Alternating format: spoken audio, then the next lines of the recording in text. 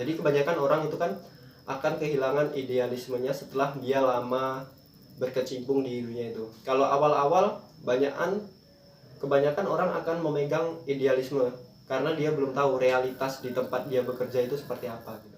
Selamat datang di Asa Channel. Jangan lupa like, subscribe, komen, dan share. Terima kasih.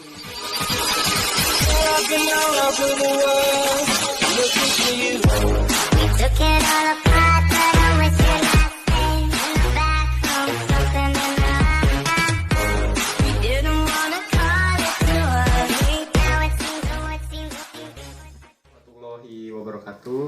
Jadi kembali lagi di channel saya, Asa Channel.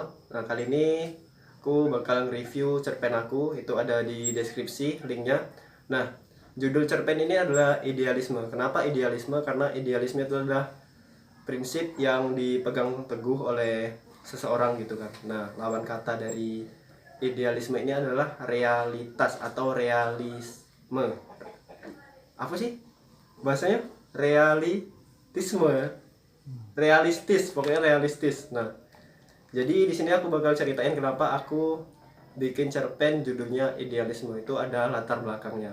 Nah, kalian bisa mau tahu ceritanya itu tadi di cerpen yang udah aku kasih linknya di deskripsi. Nah, sekarang kita masuk ke inti ceritanya. Kenapa sih aku bikinnya judulnya itu idealisme? Ceritanya gini. Pada tahun 2016 itu aku lulus SMA kan. Nah, lulus SMA aku ikut orang tuaku lah, dia kerja di negara tetangga. Pokoknya nggak di Indonesia, di negara tetangga itu ya, nggak mau nyebutin namanya, nanti takut jadi apa gitu kan. Nah, di situ aku dari 2016 sampai 2018 awal kalau nggak salah. Nah, cerita yang melatar belakangi idealisme ini terjadi pada tahun 2017. Nah, tepatnya pada bulan Agustus 2017 itu kan udah setahun sama bapakku di sana. Aku ditinggal, dia balik ke Indonesia. Aku di sana sama seorang teman yang juga masih saudara.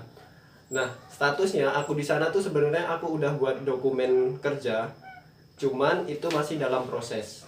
Nah, proses itu kan nggak langsung jadi gitu ya, kalau kayak kita buat KTP di sini kan nggak langsung jadi. Nah, seperti itulah di sana nunggu itu udah setahun. Aku dipotong gaji per bulan untuk buat izin kerja di sana itu kan. Selama itu aku cuma dipegangin kayak kartu. Itu kalau di sini ibaratkanlah surat jalan gitu kan. Surat jalan ini katanya kalau ketemu polisi atau ketemu aparat itu harus ditunjukin gitu. Nah, kita bakal lolos. Tapi pada kenyataannya suatu hari aku emang melanggar sama temanku itu, pergi ke pasar sore-sore, hari Minggu kalau nggak salah. Hari Minggu bawa motor, nggak pakai helm, masuk ke sebuah minimarket lah di sana, minimarket yang bercabang gitu. Di sana masuk nggak pakai helm. Awalnya aku udah ngingetin tuh sama saudaraku kalau kemana-mana apalagi di negara orang itu kan harus hati-hati gitu. Nah, tapi dia nggak dengerin, katanya nggak apa-apa, deket. Emang jaraknya deket dari tempat kami tinggal di mes itu mau ke pasar paling ada 500 meter cuman. Pertamanya aman tuh lewat, pas berangkat ke situ aman, nggak ada apa-apa, nggak ada kendala, nggak ketemu siapa-siapa. Nah, begitu pulang di situ aku yang diboncengin di belakang itu. Kami beli makanan gitu, kalau nggak salah makanan untuk nanti malam karena besoknya itu cuti kerja. Nah, di situ kami nggak tahu dari mana asalnya tiba-tiba ada polisi dari belakang pakai sirine. Dari belakang itu dia pakai speaker bilang kalau kami suruh minggir. Nah, karena kami takut, di situ udah diadang tuh, pakai mobil diadang di depan ini udah kayak di film-film. Keluar dari situ polisinya itu bawa senjata laras panjang, 2 orang langsung keluar, langsung diginiin tuh. Nah, langsung diginiin. Otomatis kami kan sebagai pendatang atau sebagai perantauan akan takut ya, karena itu di negara orang, jadi kami harus taat peraturan yang di sana. Jadi kami menepi. Di situ kami ditanyain kenapa nggak pakai helm. Nah, kami nggak pakai helm itu alasannya karena emang nggak ada di tempat kami itu, cuman satunya ada cuman dipakai oleh pekerja lain gitu. Nah, dia belum balik, sementara kami untuk beli makanan nanti malam gitu. Nah, alhasil kami dimasukin ke dalam mobil polisi tadi. Motor kami ditinggal. Kalau di negara sana tuh ya, di negara tetangga itu motor mau ditinggal mau berapa lama juga nggak akan ada yang ambil karena pengawasannya ketat banget. Nah, di dalam mobil itu kami ditanyain dokumen, izin tinggal, izin kerja. Nah, sementara yang aku punya, yang aku selalu bawa itu cuma paspor sama surat jalan tadi. Nah, surat jalan tadi ini kata dia nggak berlaku karena belum ada yang versi resminya, versi asli yang udah jadi. Nah, padahal sementara pas kami buat di imigrasi, di kantor imigrasi itu katanya udah sah, kalau ada apa-apa tinggal telepon.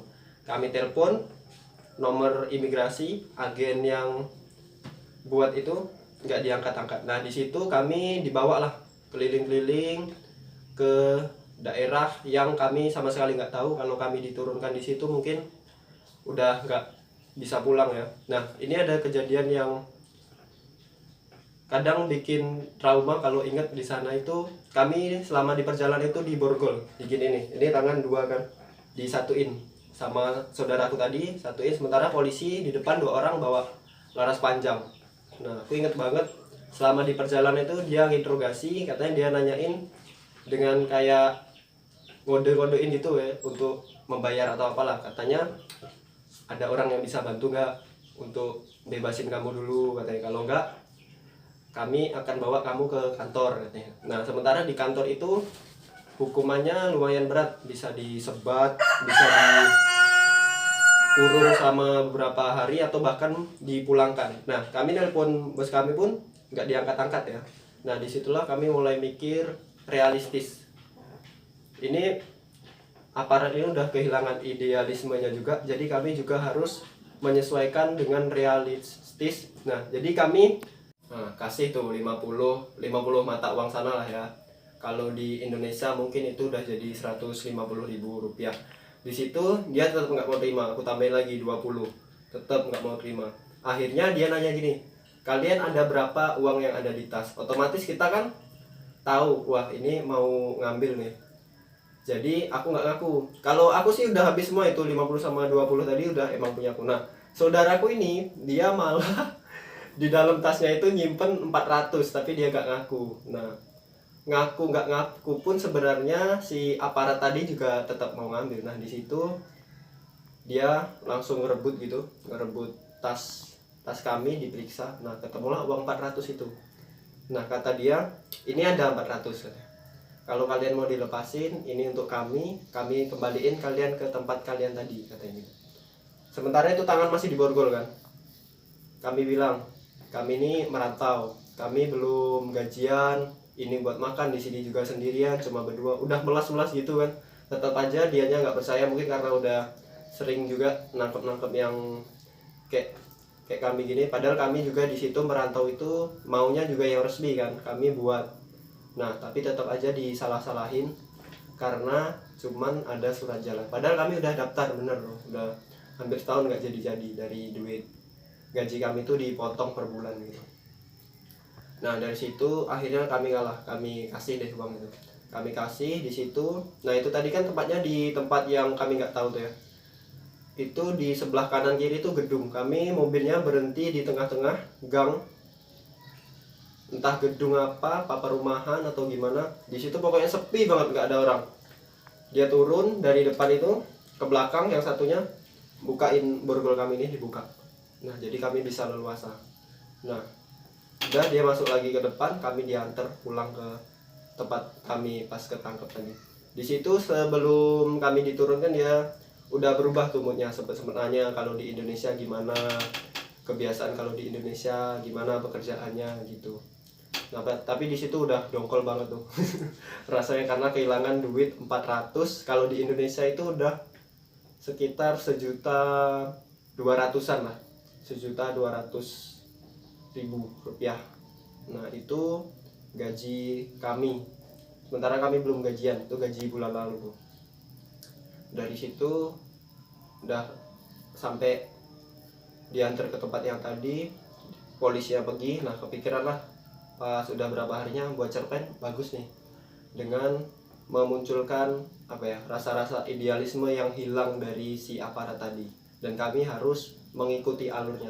Jadi kebanyakan orang itu kan akan kehilangan idealismenya setelah dia lama berkecimpung di dunia itu. Kalau awal-awal kebanyakan orang akan memegang idealisme, karena dia belum tahu realitas di tempat dia bekerja itu seperti apa gitu.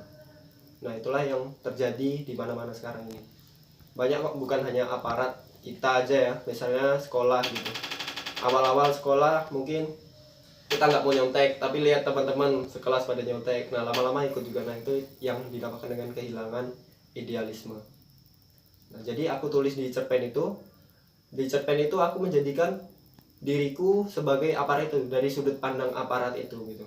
Jadi ada yang melatar belakangi kenapa sih idealisme bisa hilang, bisa jadi apa ya, biaya hidup yang makin meningkat kan, sudah tuh mengikuti gaya hidup gengsi lah ibaratnya gitu, dan macam-macam persoalan lainnya atau terbawa arus tadi gitu. Nah kira-kira gitu aja yang aku dapat review dari cerpen aku. Silahkan buat kalian yang tertarik dengan ceritaku berdasarkan kisah nyata ini, kalian bisa baca di deskripsi, itu ada linknya. Judulnya Idealisme. Itu cerpen yang aku buat sendiri malam-malam pakai HP waktu masih berantau di tahun 2017.